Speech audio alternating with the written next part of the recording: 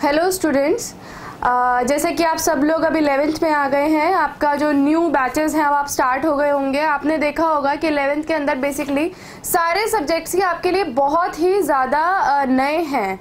आप किसी भी सब्जेक्ट को देख लीजिए। बेसिकली आज हमारी जो क्लास है वो बिजनेस स्टडी की होगी। बिजनेस स्टडी भी आपके लिए एक न्यू चैप्टर होगा, बिकॉज अप टू 10th अभी तक जब तक आपने पढ़ा था उसमें बेसिकली हम वही पढ़ते हैं, English, maths, Hindi, social study, science. लेकिन बेसिकली अब आप कॉमर्स स्ट्रीम में आ गए हैं तो कॉमर्स के अंदर जो बिजनेस स्टडी जैसा सब्जेक्ट है वो बहुत ही एक इम्पॉर्टेंट सब्जेक्ट है।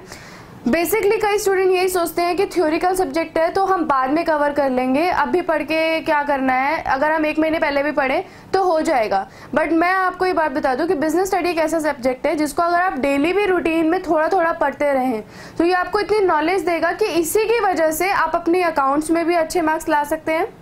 बिकॉज एज एन बिजनेस किस तरीके से कैरी होता है, अकाउंट्स भी उसी चीज़ में हेल्प करेगा, इकोनॉमिक्स भी उसी चीज़ में हेल्प करता है। बिकॉज जो भी सारी चीज़ें हैं ये सब चीज़ें जो रिलेट कर रही हैं वो बिजनेस एक्टिविटी से ही कर रही है। कॉमर्स स्ट्रीम जो है वो बेसिकली एक बिजनेस से ही डील करती है, एक एंटरप्राइज से ही डील करती है। तो आप सोच सकते होंगे कि बिजनेस स्टडी जो कि 100 मार्क्स का चैप्टर है आपके लिए वो कितना इंपॉर्टेंट होगा। इसके अंदर बेसिकली बिजनेस स्टडी जो 100 मार्क्स का सब्जेक्ट है, 90 मार्क्स जो होते हैं वो बेसिकली थ्योरी के लिए होते हैं, जो भी आपका एग्जाम होगा, और 10 मार्क्स जो होते हैं वो बेसिकली आपके प्रैक्टिकल के लिए होते हैं। इस तरीके से कुछ 100 मार्क्स का ये बिजनेस स्टडी सब्जेक्ट रेडी किया जाता है। बेसिकली जो ये 90 मार्क्स होते हैं ये लेना ये कोई छोटी मोटी बात नहीं है। बिकॉज बिजनेस स्टडी एक ऐसा सब्जेक्ट है जिसमें पॉइंट्स एंड हेडिंग्स बहुत ही ज़्यादा वैल्यू रखते हैं। ये नहीं है कि आप कुछ भी मनगढ़ंत कहानियाँ लिख दिए, जो भी आप पॉइंट लिख रहे हैं उसके अंदर कुछ यूनिक चीज़ें होती हैं, कुछ यूनिक पॉइंट्स होते हैं, कुछ यूनिक हेडिंग्स होती हैं जो आपको एग्जैक्टली फॉलो करना होता है इन बिजनेस स्टडी। तो आज हम इस बिजनेस स्टडी जैसे सब्जेक्ट को स्टार्ट करने जा रहे हैं। सबसे पहले तो बिजनेस का मीनिंग मैं आपको बताना चाहूँगी।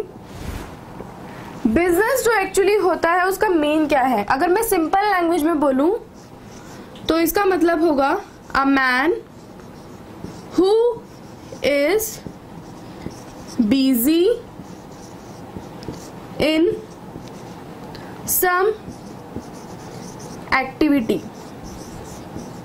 ये जो एक्टिविटी वर्ड है बेसिकली हमें यही रीड करना है और अभी हम यही डिटेल में रीड करेंगे कि एक्टिविटी जो एक्टिविटी है वो कौन सी एक्टिविटी है। इसके अंदर a man who is busy in some activity, जो सम एक्टिविटी वाला पॉइंट है ये अभी मैं आगे डिस्कस करूंगी। बेसिकली ये था एक सिंपल लाइन के अंदर बिजनेस का meaning.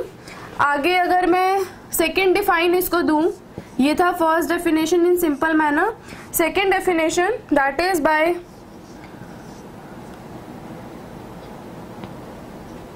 that is by Lewis H Haney. ये कैसे डिफाइन करता है बिजनेस को, अब हमें ये देखना है। अब बेसिकली अब मैं चैप्टर के अंदर आ चुकी हूँ जो कि हमारा फर्स्ट चैप्टर है। अब मैं उसी को ही स्टार्ट करने जा रही हूँ। बिजनेस तो खैर आपको पूरा मीनिंग ही समझाना है बिजनेस का, क्योंकि बिजनेस स्टडी के अंदर हम पहले बिजनेस का मीन ही देखते हैं। लेकिन जो ये मीन है ये फर्स्ट चैप्टर का ही पार्ट है। फर्स्ट चैप्टर जो है बेसिकली उसका नाम है nature and purpose. Nature and purpose of business. First chapter के अंदर ही आपकी फर्स्ट डेफिनेशन दी हुई है कि what is the mean of business study. Business study के अंदर जो बिजनेस का मीन है पहले तो हमें वही देखना है। ये तो मैंने आपको एक सिंपल मैनर में बता दिया। इसके अंदर एक्टिविटी वर्ड जो है अभी मैं पूरा डिफाइन करूंगी आपको। एक्टिविटी के अंदर कोई एक लाइन नहीं है, कोई 2 लाइन नहीं है, पूरा बहुत बड़ा टॉपिक है जिसको हम अभी आराम से डिस्कस करेंगे। बाय लुइस एच हनी, इसका देख लेते हैं कि भाई लुइस एच हनी ने क्या डिफाइन करा है, तो उसने बोला है कि business is a human activity. देखो ये भी एक एक्टिविटी वर्ड को बता रहा है। बेसिकली ये जो एक्टिविटी वर्ड है ना, इसका एक अपने आप में ही पूरा टॉपिक है जो अभी हम करेंगे। लुइस एच हनी ने बोला है कि business is a human activity, ये भी वही बात बोल रहा है, directed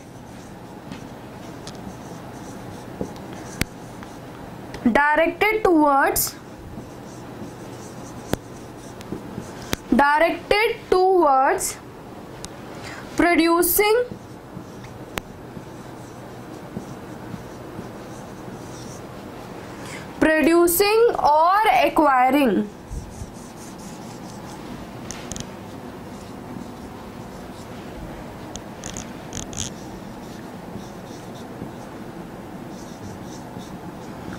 producing or acquiring wealth through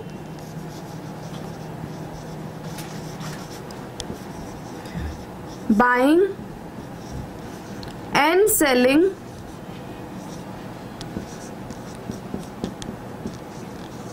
goods. ये एक सबसे सिंपल जो डेफिनेशन है मैं आपके लिए लेकर आई हूँ। इसके अंदर बेसिकली बिजनेस को डिफाइन करा गया है कि बिजनेस एक्चुअली क्या है। तो बिजनेस जो है वो हमारा फर्स्ट चैप्टर का डेफिनेशन पार्ट है। फर्स्ट चैप्टर के अंदर सबसे पहले बताया गया है कि बिजनेस एक्चुअल में है क्या। तो बिजनेस क्या है, a man who is busy in some activity, उसको हम बिजनेस एक्टिविटी बोलते हैं। सेकेंड जो था लुइस एच हनी, ये था ऑथर्स डेफिनेशन। मैंने, अगर आपको पता हो, बेसिकली बिजनेस के अंदर ऑथर्स डेफिनेशन जो होती है वो एक बहुत ही इम्पॉर्टेंट डेफिनेशन होती है, बिकॉज ये एक ऐसी डेफिनेशन होती है जिसमें आप, अगर 2 मार्क्स का है ये डेफिनेशन तो आपको 2 मार्क्स ही मिलेंगे अगर वो अपने पॉइंट्स, मतलब एक भी वर्ड इधर का उधर नहीं होना चाहिए। बेसिकली आप जो ऑथर्स डेफिनेशन होता है उससे खेल नहीं सकते हैं। जो नॉर्मल डेफिनेशन होती है वर्ड्स को इधर उधर कर कर या अपने वर्ड्स के अंदर आप लिख देते हैं, लेकिन बेसिकली यहाँ पर आप इन वर्ड्स के साथ खेल नहीं सकते। तो लुइस एच हनी ने जो बोला है वो है कि business is a human activity. सबसे पहले उसने वही चीज़ बोली है जो नॉर्मल डेफिनेशन में भी है कि ये एक एक्टिविटी है बाय ह्यूमन, यहाँ पर भी मैन वर्ड था, डायरेक्टेड टूवर्ड्स प्रोड्यूसिंग और एक्वायरिंग वेल्थ। बेसिकली ये जो ह्यूमन एक्टिविटी है उसको इस तरीके से डायरेक्ट किया जाता है। डायरेक्ट मतलब कि जिस वे में आप कर रहे हैं उस तरीके से डायरेक्ट करा जाता है कि इसके अंदर एक तो प्रोड्यूसिंग एलिमेंट आ जाता है। प्रोड्यूसिंग मतलब कि कुछ भी प्रोडक्ट को प्रोडक्शन करना,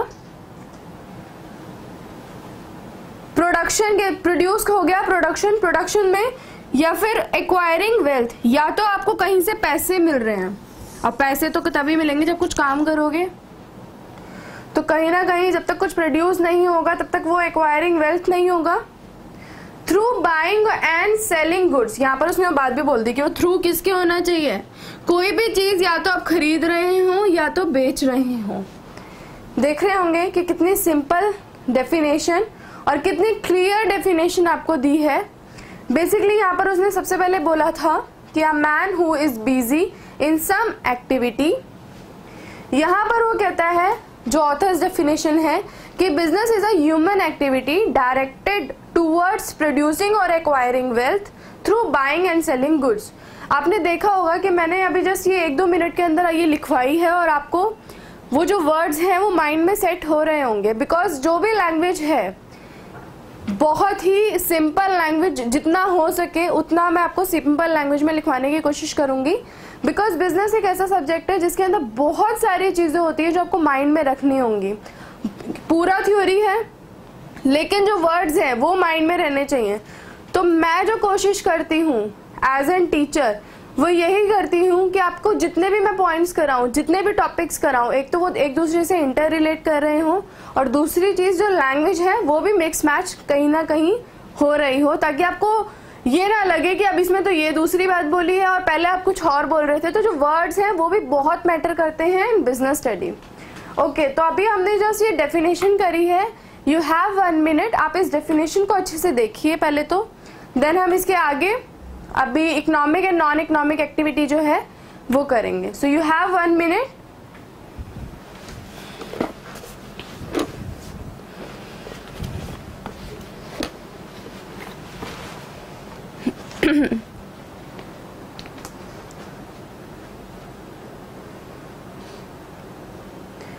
Business is a human activity directed towards producing or acquiring wealth through buying and selling goods. आगे चले हम।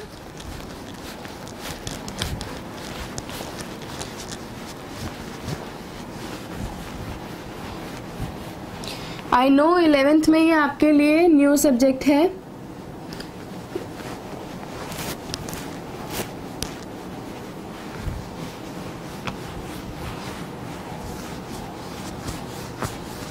लेकिन बहुत ही एक इजी सब्जेक्ट है। अगर आप इसके जितने भी पॉइंट्स हैं वो मेनली आप रिमेंबर करें, क्योंकि ये जो बिजनेस स्टडी है वो पूरा सब्जेक्ट बेसिकली पॉइंट्स के ऊपर डिपेंड करता है। अगर आपने वो पॉइंट्स बिल्कुल ठीक लिखे हैं तो आपका जो जितने भी मार्क्स का आपका टॉपिक है, फॉर एग्जाम्पल कोई भी क्वेश्चन 3 नंबर 4 नंबर, तो आपको एग्जैक्टली पूरे नंबर मिलेंगे, बिकॉज वो पॉइंट्स आपके क्लियर होने चाहिए। तो बिजनेस को आप ये नहीं कह सकते कि ये थ्योरी सब्जेक्ट है, बिकॉज यहाँ पे थ्योरी की तरह मार्क्स कट नहीं होते हैं। अगर आपने सोशल साइंस देखा हो, पूरा का पूरा थ्योरी होता है, लेकिन वहाँ पे ये है कि अगर आप कितना भी अच्छा कर लें, ऑलमोस्ट आपने 99% मतलब पूरे आपको कभी मार्क्स नहीं मिलेंगे, 99% मिल सकते हैं, 90% 80% मतलब इस तरीके से आपके मार्क्स आते हैं। लेकिन बिजनेस एक ऐसा सब्जेक्ट है कि अगर आपने पूरा बिल्कुल ठीक लिखा है पॉइंट वाइज मेनली, तो आपके कहीं पर भी वो मार्क्स कट नहीं होते हैं, आपको पूरे मार्क्स मिलेंगे। बच्चों के बिजनेस स्टडी में 90s 99 90 95 इस तरीके से मार्क्स बहुत ही आराम से आते हैं अगर उनके वो पॉइंट्स क्लियर हैं बेसिकली। तो अब हम आगे चलते हैं। एक एक्टिविटी का मीनिंग था जो मेरे को समझाना था आपको, तो यहाँ पर हम लिखते हैं meaning of human activity. Basically ये भी आपसे एग्जाम में वो क्वेश्चन में पूछ सकता है कि what you mean by human activity. Human activity का बेसिकली मीनिंग क्या है वो देखते हैं।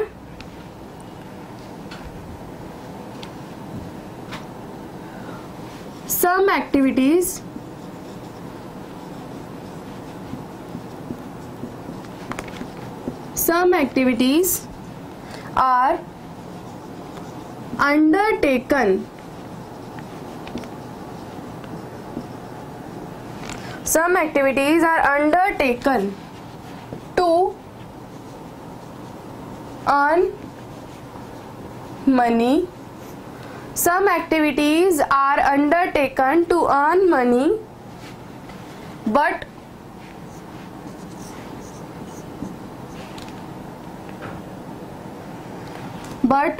others are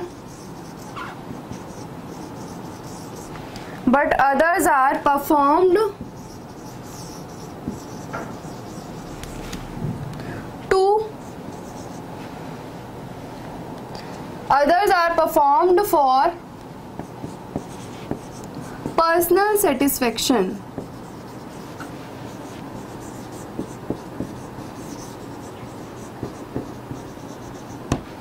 basically human activity का एक छोटा सा मतलब है कि इसके अंदर जितनी भी एक्टिविटीज होती है, सम एक्टिविटीज, जो भी एक्टिविटीज है वो अंडरटेकन टू अर्न मनी, वो इस तरीके से अपने मतलब इस तरीके से हम उसको अडॉप्ट कर लेते हैं उन एक्टिविटीज को कि जिससे हमें वो अर्न मनी, जिससे हम मनी अर्न कर सके। नहीं तो कुछ एक्टिविटीज ऐसे भी होती हैं जिनसे सिर्फ हमें पर्सनल सेटिस्फेक्शन मिलती है, मतलब उससे कोई मनी रिलेशन नहीं होता है।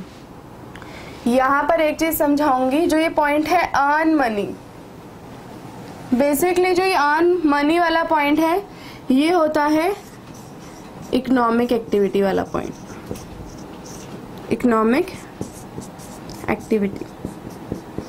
ओके, और जो ये पर्सनल सेटिस्फेक्शन वाला पॉइंट आया है ये होता है नॉन इकोनॉमिक एक्टिविटी। अब आप बोलेंगे कि मैम ये इकोनॉमिक एक्टिविटी क्या है और नॉन इकोनॉमिक एक्टिविटी क्या है, हमें कैसे पता चलेगा कि हम कब तो इसको इकोनॉमिक एक्टिविटी बोलेंगे और कब हम इसको नॉन इकोनॉमिक एक्टिविटी बोलेंगे। टोटल मिलकर ये दोनों ह्यूमन एक्टिविटीज बनाते हैं, टोटल दोनों मिलकर क्या बनाएंगे, ह्यूमन एक्टिविटीज। लेकिन कब वो इकोनॉमिक होगी और कब वो नॉन इकोनॉमिक होगी ये कौन डिसाइड करेगा। तो इसका भी एक छोटा सा पॉइंट मैं आपको बताऊंगी। बेसिकली जो इकोनॉमिक एक्टिविटी होता है that is relate to wealth, that is relate to wealth. ये बेसिकली वेल्थ के लिए होता है।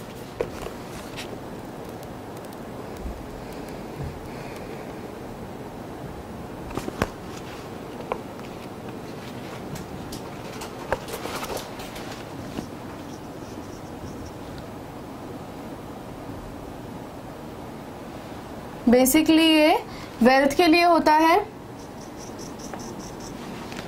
नॉन इकोनॉमिक एक्टिविटी जो है वो बेसिकली होता है सोशल वेलफेयर के लिए।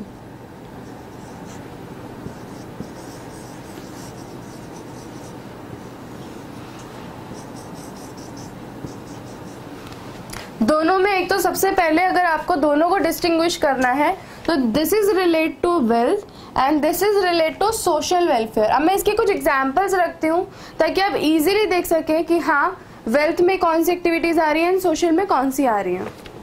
ओके, तो अब हम इनके एग्जांपल्स देखते हैं थोड़े बहुत। इकोनॉमिक के अंदर जो एग्जांपल्स हैं वो हैं थोड़ा, पहला जो इसका एग्जांपल है, बेसिकली मैं एग्जांपल की बात करूंगी। एग्जाम्पल के अंदर जो फर्स्ट एग्जाम्पल है वो है प्रोडक्शन ऑफ गुड्स। सेकेंड जो एग्जाम्पल है वो है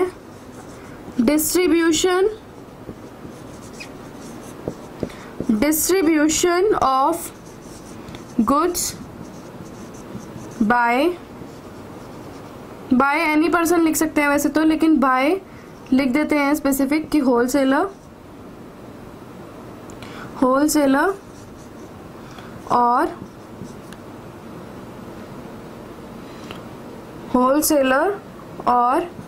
retailer.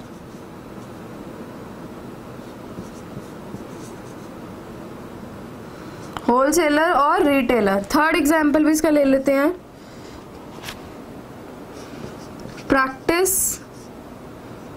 practicing as a doctor, lawyer या फिर फोर्थ एग्जाम्पल है वर्किंग एज टीचर। अब मैंने ये तीन अलग अलग जो एग्जाम्पल लिए ना, वैसे इसको सेकंड और ये थर्ड, बेसिकली जो मैंने यहाँ पे ये तीन एग्जाम्पल लिए हैं, अगर आप देख रहे हो तो मैंने ये तीन एग्जाम्पल लिए यहाँ पर। फर्स्ट एग्जाम्पल जो बोलता है वो ये बात कर रहा है कि production of goods, distribution of goods by wholesaler और रिटेलर। यहाँ पर जो मैंने एग्जाम्पल लिया है एक बिजनेसमैन के पॉइंट ऑफ व्यू से लिया है।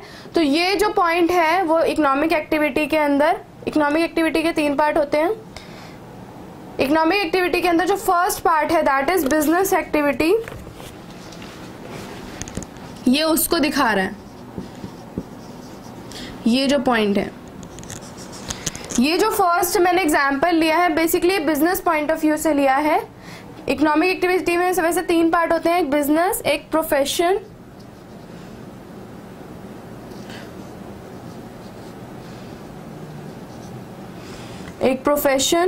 और एक लास्ट है यहाँ पे एम्प्लॉयर। तीनों अगर किसी भी तरीके से काम कर रहे होंगे तो उसको इकोनॉमिक एक्टिविटी ही बोला जाएगा।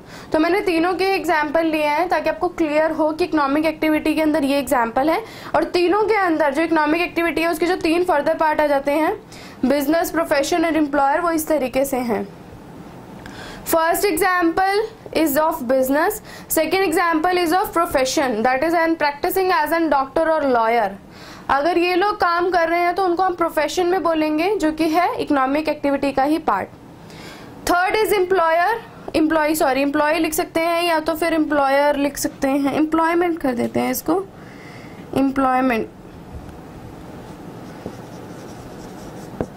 एम्प्लॉयमेंट कर देते हैं इसको और क्लियर हो जाएगा थोड़ा। एम्प्लॉयमेंट के अंदर बेसिकली जो एक्टिविटी है वो है वर्किंग एज एन टीचर। तो ये हमने अभी इकोनॉमिक एक्टिविटी कवर करा है। Next is non economic activity, जिसमें आता है सोशल वेलफेयर। अब सोशल वेलफेयर क्या है, अब इसके भी कुछ एग्जांपल्स हम लोग करते हैं ताकि हमें क्लियर हो कि हाँ इस तरीके की एक्टिविटीज उसमें आती हैं। आप देख रहे होंगे कि जो एक्टिविटी का जो मीनिंग है वो किस तरीके से चल रहा है। ठीक है, तो अब नॉन इकोनॉमिक एक्टिविटी के अंदर जो सोशल वेलफेयर है इसके एग्जाम्पल देख लेते हैं। पहला एग्जाम्पल जो है वो है गोइंग टू टेम्पल। सेकेंड जो है that is charity.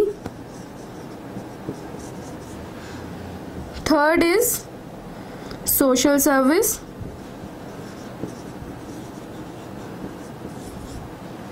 Fourth is production. देखो अब यहाँ पे भी प्रोडक्शन ही हो रहा है, लेकिन एक पॉइंट आ जाएगा फॉर सेल्फ कंजम्पशन।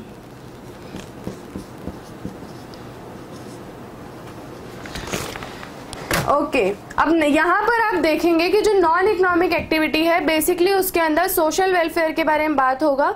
जैसे कि इसके कुछ एग्जाम्पल हैं, ये going to temple, charity, social service and fourth is production for self consumption.